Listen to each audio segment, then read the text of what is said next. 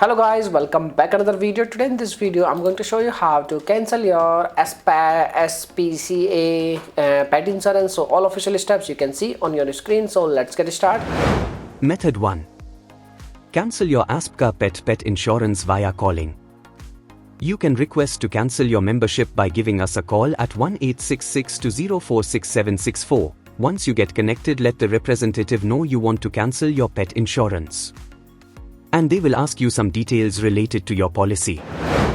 If your policy will comes in cancellation terms and conditions, then they will cancel your pet insurance, and you are done. Method 2. Cancel your aspca pet insurance via email. You can also send an email to aspca pet insurance department regarding your pet insurance cancellation.